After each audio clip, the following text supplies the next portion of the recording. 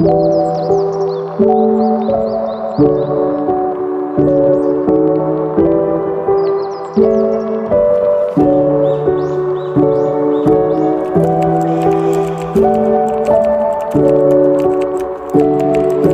you know why is history important, especially to young people like us? Paano pag bumalik tayo sa panahon kung saan nagsimula ang lahat? Gugustuhin ba natin itong balikan? Hi everyone, my name is Trixiel Tindoy, and I would like to introduce the author of the first voyage around the world. But before that, please allow me to speak Tagalog. Thank you. Antonio Pigafetta is a Venetian scholar na naging isa sa kasama ni Magellan na ginawa nila sa ekspedisyon papunta sa Pilipinas. Ang setting nito, si Ferdinand Magellan, isa siyang Portuguese explorer na lumipat sa Spain after na ma-deny ang kanyang request na makapag-explore. Ang nangyari kasi nito, may treaty between Portugal and Spain that would divide the world. Tinatawag ito na Treaty Trixiel.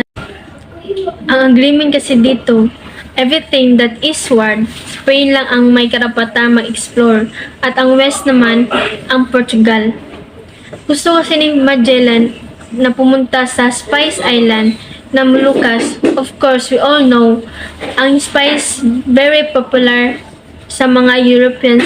Marami kasing trades na kumukuha ng spice.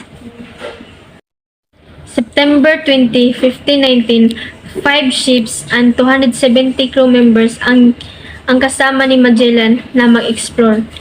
Una niyang tinahak ang Atlantic Ocean, Brazil, going down to southward looking for passageway papunta sa eastern route. March 16, 1521, landed on Cebu. Nagkausap sila ni Rahang Mabon at pumayag si Rahang Mabon na maging Katolik sila pero sa isang kondisyon. Kailangan makatapat nila si Lapu-Lapu.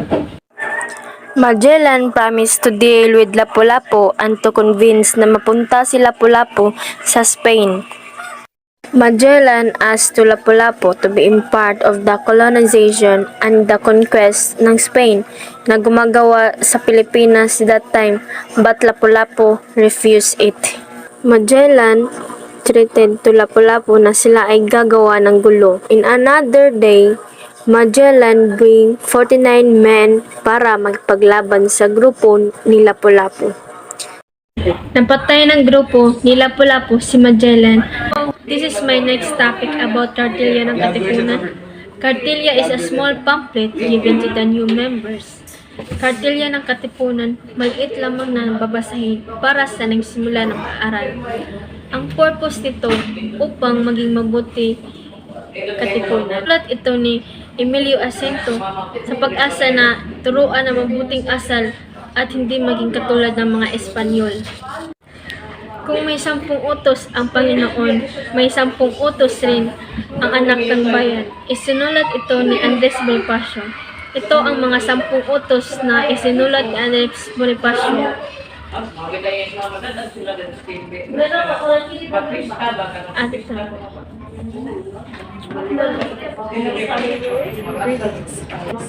My name is Sheena Yorong, and I'm going to share information to you about Emilio Aguinaldo's memoir at yun ay mga gunita ng Himagsikan.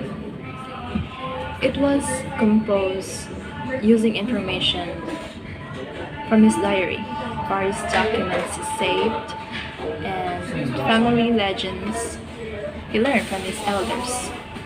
Aguinaldo belonged to the Magdalong group and was one of several Katipunan members. In the province of Cavite, he commanded multiple assaults that resulted in victory over the Spaniards. Following Bonifacio's passing, he took full control of revolution. So on June 12, 1898, Aguinaldo forcibly imposed a provisional dictatorship on the nation, also declared independence from Spain, and was sworn in as the first president of the newly independent country, which is the Philippines. So for my next topic was about Proclamation of Independence. The Philippines, a large island archipelago situated off Southeast Asia, was colonized by the Spanish in the 16th century. Opposition to Spanish rule began among Filipino priests who resented Spanish domination of the churches. In 1892, the Katipunan, a secret revolutionary society, was formed in Manila, the Philippine capital on the island of Luzon.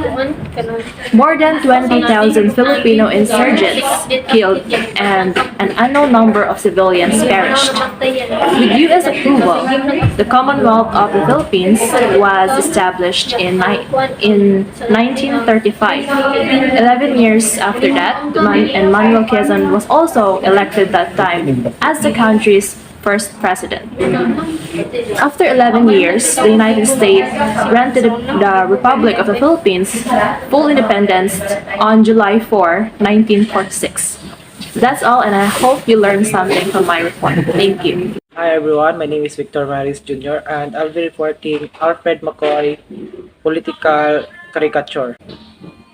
So first of all, what is caricature? So a caricature is a description or imitation of a person in which a certain striking characteristics are exaggerated in order to create a comic or grotesque effect. So the next one will be the author's background. So Alfred McCoy was born on June 8, 1945 in Massachusetts, USA. He is also a certified citizen and American. Alfred McCoy is also a professor of history at the University of Madison, where he also served as a director of Center for Southeast Asian Studies. He also specialized in Philippine political history and global trafficking. His famous work is the Philippine cartoon political caricature of the American era in 1900s and 1941.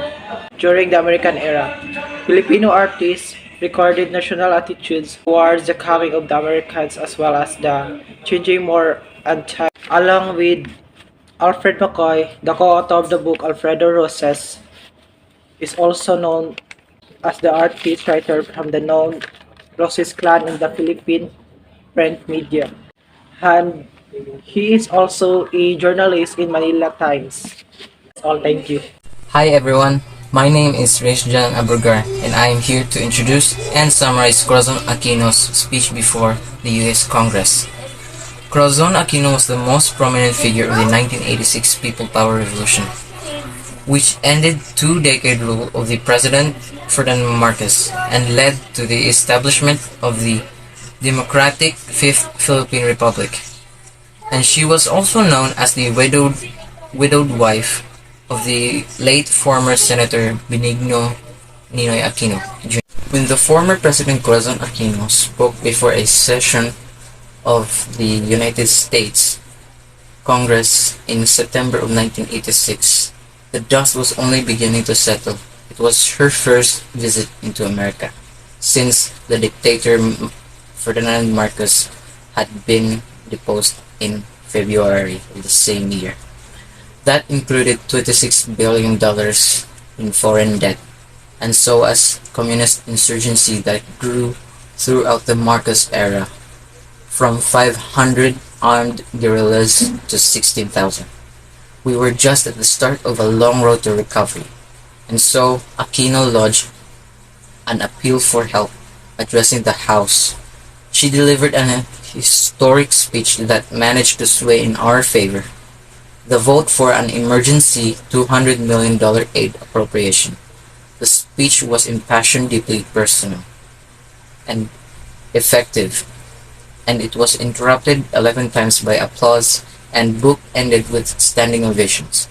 Thus, it would go down in the annals of our history as one of the former president's finest speeches. Everyone, I am Reynaldo Capalac Jr. I'm here to talk about the Raiders of Sulusi. It was written by Iswan Othman. The Raiders of the Sulusi, they were known in history as brutal savages pirates, hailing from the Sulusi region in the southern regions of the Philippines. There are three tribes of Raiders of Sulusi. The first one is Ilanon, also known as Iranon, Hilanones, Ilanos, and the second one is Balangini Samal or Sama Bangini. And the last one is Tausug. These tribes are a group of related to the Maranao and the Maguindanao. Raided and plundered settlements in the Philippines and all over Southeast Asia in the search for human cargo to feed the growing demands of the slave trade in the 16th to 19th century. They wielded deadly weapons, were all organized and built formidable fast warships that ran circles around the bigger and heavier western ships. On December 8, 1720, together with Raja Dalasi, they launched a bloody attack on Fort Pilar, which is located in Zamboanga City. They attacked Zamboanga, burned the town, including the fort. They lost the connection of Zamboanga City to the Spaniards and began a war against the soldiers inside the fort. These men, either sanctioned by their respective sultanates or their own tribal leaders, instigating a wave of terror throughout the archipelago for more than 300 years. But there is evidence that they were not merely the savages they were made out to be. Some historians have argued that these were indigenous people merely defending their way of life from the conquering colonial forces. It is also a story of how these men, who lived by the sword, eventually died by it. And thank you. Learning our history is important as a learner because we need to know our ancestors' way of live and die. We can study our history from stories, songs, pictures, or paintings and movies. Good day. I am Trixiel by Tindoy. Sheena Yorong. Victor Monares Jr. Reynaldo Capalac Jr. I'm Justine Patillas. My name is Abrogar. We are the Group 5.